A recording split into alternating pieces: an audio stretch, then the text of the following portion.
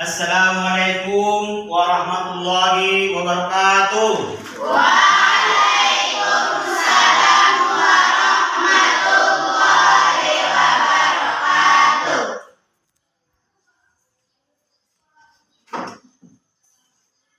Silakan dulu. Bismillahirrahmanirrahim. Alhamdulillahirabbil alamin wassalatu wassalamu ala asyrafil anbiya'i wal mursalin wa ala alihi wa sahbihi ajmain. Amma ba'd. Sebelum kita mulai mata pelajaran kita pada hari ini, yaitu Al-Quran dan Hadis, mari kita membaca doa untuk keberhasilan kita belajar pada hari ini. Doanya dimulai. Angkat tangan semua, doa belajar dimulai. Bismillahirrahmanirrahim. Rabbi shrahli sadri wa yassir li amri wahlul 'uqdatam min lisani yafqahu qawli. Allahumma zidna ilma warzuqna fahma waj'alna min ibadikas sholihin. Walhamdulillahi rabbil alamin. Sebelum kita masuk kepada mata pelajaran kita pada hari ini, saya perlu absen kepada anak kami semuanya. Yang pertama, Andi Pulungan, Aidin Saputra Lubis, Anzilina Lubis, Elsa Ramadhani, Eva Anandita, Elida Sari, Hesti Purwadinata, Mawar Elda Aulia, Rafiq Kadifa, Sri Rahayu, Safina Azhar, Taibah Lubis, Dajar Musta Daulay, Aril Azhar Lubis. Alhamdulillah semuanya hadir, tidak ada yang arubang. Terima kasih kepada anak kami semuanya. Tapi sebelumnya sebelum memasuki mata pelajaran, di sini saya memperkenalkan diri kepada seluruh anak-anak kami, yang mana di sini Bapak memperkenalkan diri. Yang pertama, nama Ustadz atau Bapak, nama Maskur Subhan Daulay. Maskur Subhan Daulay. Tapi kalau di sini tidak ada hajinya. Nah, Haji Maskur Subhan Daulay, tapi di apa ini tidak ada hajinya karena melalui KTP. Baru mata pelajaran yang dibawakan adalah Quran Hadis, yang bertempat untuk asal perguruan tinggi Universitas Islam Negeri Sumatera Utara Medan, yaitu pada hari ini pada tanggal 12 Januari 2023.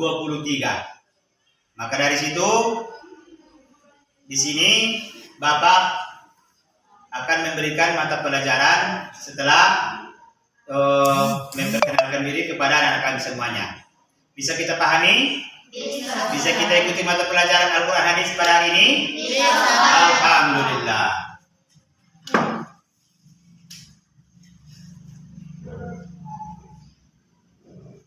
Adapun judul mata pelajaran pada hari ini yaitu hati menjadi tentram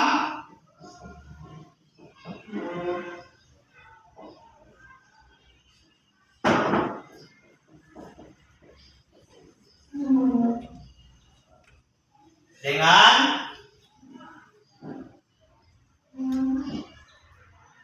mencintai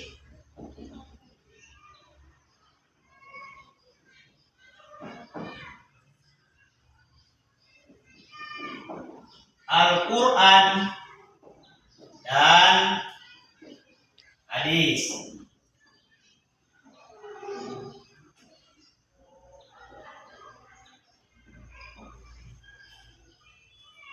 hati yang menjadi tentram dengan mencintai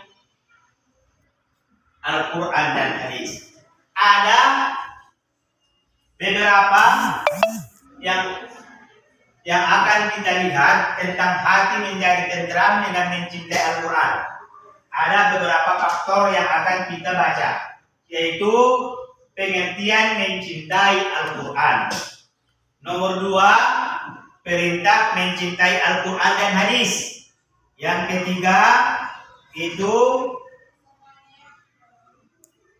bentuk-bentuk mencintai Al-Quran dan hadis. Dan yang terakhir, manfaat mencintai Al-Quran dan hadis. Jadi di sini ada yang pertama, pengertian mencintai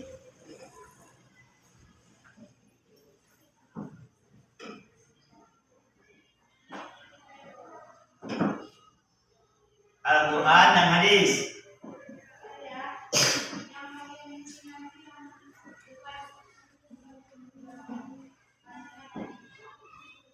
Nomor 2, perintah mencintai Al-Quran dan hadis.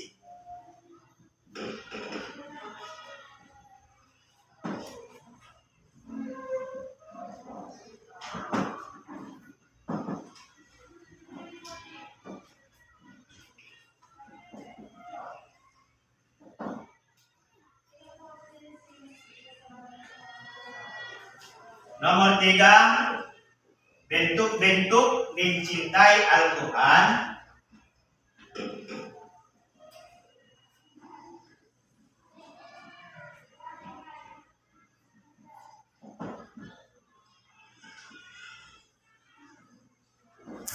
dan hadis. Nomor terakhir, manfaat mencintai Al-Quran.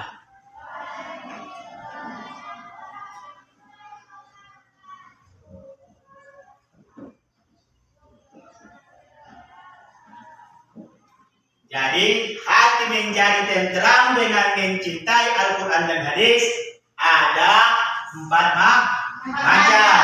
Yang pertama apa? Yang kedua? Yang ketiga? Yang keempat? Kalau seandainya yang 4 ini, yang 4 faktor ini kita tenteramkan, maka hati menjadi tenteram dengan mencintai Al-Quran dan hadis. Kadang tak tahu dia apa itu, bagaimana agar tenteram, maka inilah kuncinya. Yang mana pengertian mencintai Al-Quran dan hadis, perintah mencintai Al-Quran dan hadis, bentuk-bentuk mencintai Al-Quran dan hadis, dan manfaat mencintai Al-Quran dan hadis.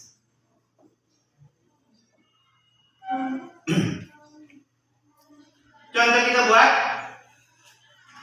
yang mana perintah mencintai Al-Quran dan hadis atau bentuk-bentuk mencintai Al-Quran dan hadis. Ada beberapa bentuk, yaitu bagaimana dia mencintai Al-Quran dan hadis. Di sini yang nomor 3 kita buat harus ada. Satu, yang pertama, berusaha memiliki kitab Al-Quran dan hadis meskipun dengan menyisihkan uangnya untuk membeli Al-Quran dan hadis. Kalau seandainya anak-anak kami bentuknya ini tidak ada dipegang dia Al-Quran dan hadis, tidak ada bersama dia, tidak ada sama dia, maka apa yang mau dibaca, apa yang mau dipelajari? Makanya dari situ, kalau seandainya tidak ada Al-Quran, dibeli, tidak bisa dibeli lagi, pinjam, tidak bisa dipinjamkan lagi. Bagaimana caranya? Dipelajari atau di sekolah, masih banyak Al-Quran. Jadi bagaimana hadis-hadis ini? Hadis pun begitu juga. Kalau seandainya kita murid ini tidak ada rasa untuk memilikinya, maka tidaklah terjadi tenteram dengan mencintai Al-Quran. Maka hatinya itu tidak ada. Maka dari situ kita harus membentuk mencintai Al-Quran ini, harus kita memiliki yang pertama Al-Qurannya dan hadisnya. Bisa dipahami? Bisa. Maka Al-Quran usahakan ada kamu punya, hadis usahakan ada kamu punya, maka terbentuklah hati menjadi tentram dengan mencintai Al-Quran. Kalau tidak kamu memiliki Al-Quran, tidak kamu memiliki hadis, maka tidak ada ilmu yang kita dapatkan, baik itu Al-Quran dan hadis. Maka harus kita usahakan ada Al-Quran kita, ada hadis kita. Bisa dipahami? Bisa, Ustaz. Ada pertanyaan dari sini? Ya silakan. Bagaimana kita membuktikan kecintaan kita kepada Al-Quran dan hadis? Untuk pertanyaan anak kita ini, jawabannya adalah berusaha untuk dapat membaca Al-Quran dan hadis. Kalau seandainya tidak bisa kita membaca Al-Quran atau dan hadis, itu tidak ada kecintaan kita kepada Al-Quran. Kalau seandainya kita pandai untuk membaca Al-Quran, maka begitu juga dengan hadis, insya Allah itu akan tercapai hati menjadi tentram. Jadi wajar nanti kita itu, apalagi kita sekolah kami ini, harus kita bisa membaca Al-Quran. Sementara mata pelajaran kita Al-Quran dan hadis. Dah? Ada lagi? Saya, Ustaz. Oke. Apakah manfaat mencintai Al-Quran dan hadis? Manfaat mencintai Al-Quran dan hadis. Yang pertama, oke silakan ditulis. Yang tadi pun ditulis, ini pun ditulis, silakan.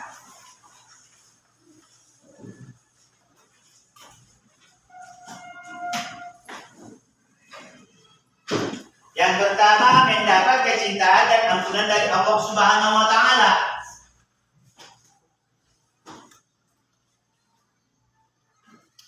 Mendapat kecintaan dan ampunan dari Allah Subhanahu wa taala. Yang kedua, terhindar dari kesesatan di dunia dan akhirat. Yang keempat, yang ketiga, memperoleh nasihat, obat hati, petunjuk dan rahmat dan dari Allah Subhanahu wa taala. Jadi, bagaimanapun ceritanya, bagaimanapun suasananya, apabila kita membaca Al-Quran ini, begitu juga dengan hadis, insya Allah hati kita tentram. Hati kita semuanya tentram. Ada masalah, kalau kita baca Al-Quran, insya Allah aman. Ada masalah, kesulitan dunia, kita baca Al-Quran, insya Allah tenang. Ada yang mau marah-marah, kalau dia membaca Al-Quran, insya Allah tenang. Ada yang dengki, ada yang lain-lain. Seandainya dia itu tidak membaca Al-Quran, maka masuk dari setan. Akan tetapi kalau dia sering membaca Al-Quran, pagi, siang, malam, insya Allah hatinya itu akan luluh menjadi baik. Dan keturunannya insya Allah akan baik-baik juga. Makanya kepada anak kami semuanya, harapan Bapak, insya Allah agar hati menjadi tentram dengan mencintai Al-Quran, sering baca Al-Quran di rumah. Pagi, siang, malam. Tak bisa siang, pagi hari subuh. Tak bisa hari subuh. Gimana kira-kira? Malam. Tapi kalau bisa hari subuh. Hadis maghrib, antara maghrib dengan isya, maka insya Allah tentram kita. Jadi rezeki pun insya Allah datang dari Allah Subhanahu wa taala. Dia berjanji, "Ana utikum rizqa." Kami kasih kepada kamu rezeki yang banyak-banyak apabila kamu mengingat Al-Quran. Maka hati itu, ini judulnya semuanya, hati. Hati kita tentram, aman, damai, tentram di mana saja apabila kita sering membaca Al-Quran. Coba kalau kamu yang lain-lain baca, komik yang lain-lain, tak ada itu. Maka dari situ usahakanlah. Ini harapan Bapak kepada kalian semuanya. Harapan Bapak kepada kalian semuanya, usahakan. Tidak bisa 3 kali dalam satu hari untuk membaca Al-Quran, usahakan 2 kali. Tidak bisa sekali. Jangan sama sekali. Makanya dari situ harus ulang kau diajarkan di pondok pesantren kalau kamu tidak membaca Al-Quran. Bisa dipahami? Bisa, Ustaz. Mungkin itu saja dari Bapak. Nanti harapan Bapak coba dulu pengertian mencintai Al-Quran dan hadis sudah Bapak terangkan. Kemudian perintah mencintai Al-Quran dan hadis sudah diterangkan semuanya ini. Mohon dijabarkan dulu di rumah. Mohon buat dulu berkelompok. Kelompok 1, kelompok 2, kelompok 3. Buat dulu kelompoknya ini. Bagaimana caranya ini yang Bapak kasih mata pelajaran ini. Coba dulu jabarkan. Coba dulu buat dulu. Apa pengertian mencintai Al-Quran? Perintah semuanya. Bisa dipahami? Ini bisa kita laksanakan di rumah. Insya Allah minggu depan kita jumpa lagi. Sudah diselesaikan 1 kelompok, 2, 3. Jadi berkelompok ini ya kita buat. Mungkin itu saja dari Bapak. Allahumma fiq laqwani turik. Assalamualaikum warahmatullahi wabarakatuh. Waalaikumsalam.